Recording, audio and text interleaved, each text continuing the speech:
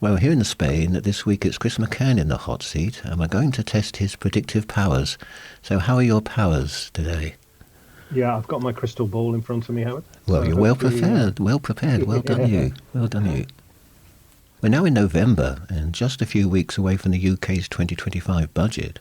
Last year's budget was a big one, with many aspects also impacting expatriates, and many expect this year's will be similar. So let's ask Chris what tax reforms he and other financial analysts think could be included. So let's start with the background to the budget, Chris. How is the UK economy doing, and how could this impact what tax rises the Chancellor opts for? well, it's a as most people are probably aware, it's a pretty dire situation in the UK. Economic growth is weak, driven by lower than expected productivity, higher than expected interest rates, global uncertainty, and the lingering impact of Brexit and the pandemic. Lower than expected economic growth typically means lower than expected tax revenues. At the same time, inflation remains above target, meaning higher borrowing costs for the UK government and individuals.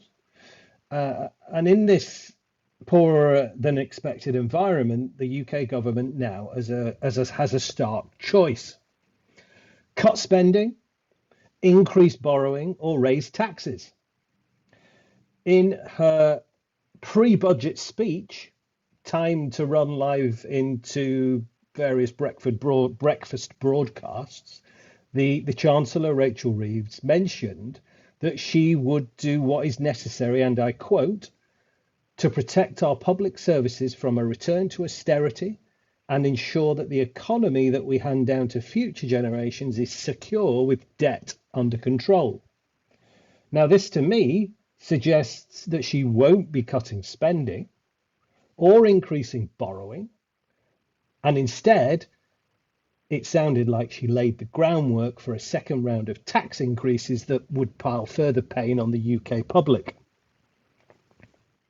Do you expect the government to keep to its manifesto promise not to raise income tax? Or maybe they're forced to rethink this? Well, look, prior to the speech that the Chancellor never expected to make, I don't think, with political constraints and manifesto promises, one would not have expected broad based tax increases, such as raising the basic rate of income tax. Instead, one would have expected changes to thresholds, tax base tightening, and raising more revenue from higher earners or from property and capital. Indeed, Rachel Reeves's pledge after last year's 40 billion tax raising package to not come back with fresh demands for higher taxes, it's now clear that the Chancellor may be on the cusp of breaking her vow.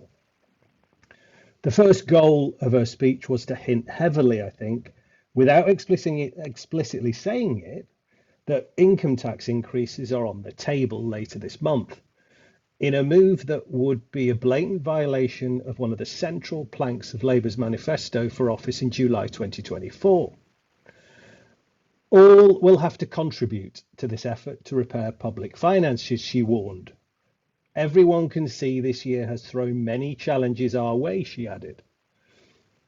Now, people close to the decision making process have said the question inside the Treasury was whether to go for a big income tax rise or instead opt for one called a Swedish smorgasbord of smaller tax rises to fill the fiscal void.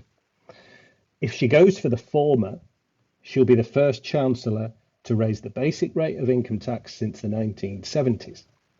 And I'm not sure she would want to be remembered for that, but watch this space.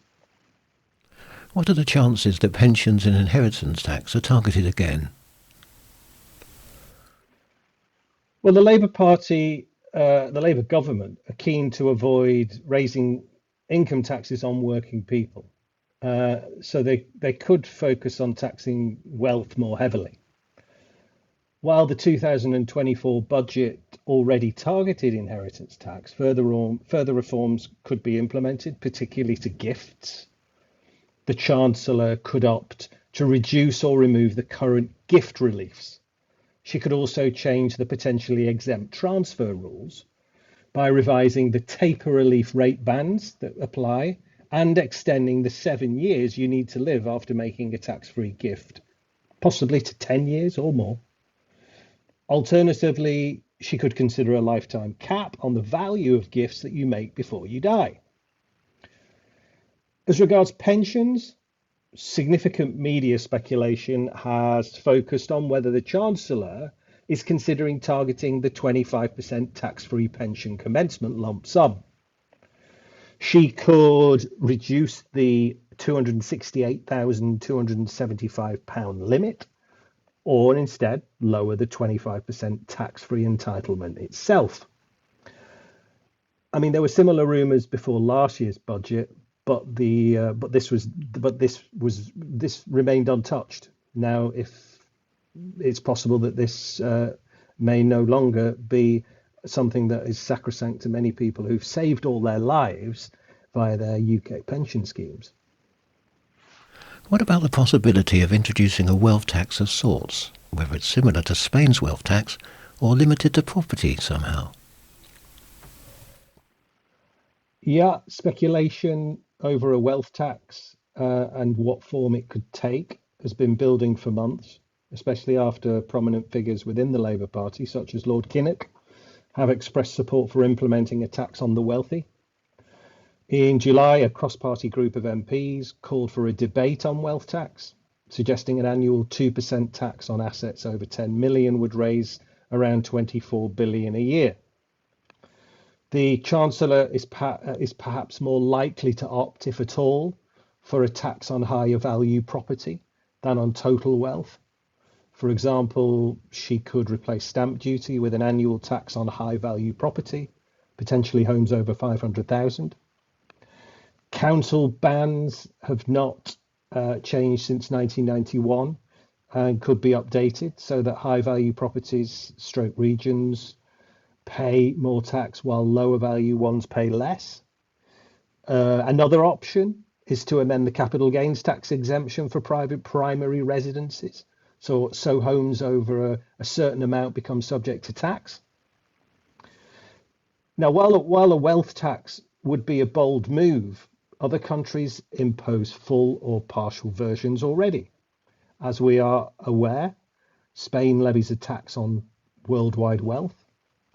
France used to, but now limits it to real estate assets, while Portugal applies a tax on local high-value properties. Well, it's interesting. We'll soon find out, won't we? We will indeed. Not long to wait now. Yeah, volatile times. One thing that isn't volatile is the Blevins website, because it's always there, 24 hours a day, 365 days a week. It is. And listeners who are interested in today's topic or would like to contact one of our local partners can visit our website, which is blevinsfranks.com.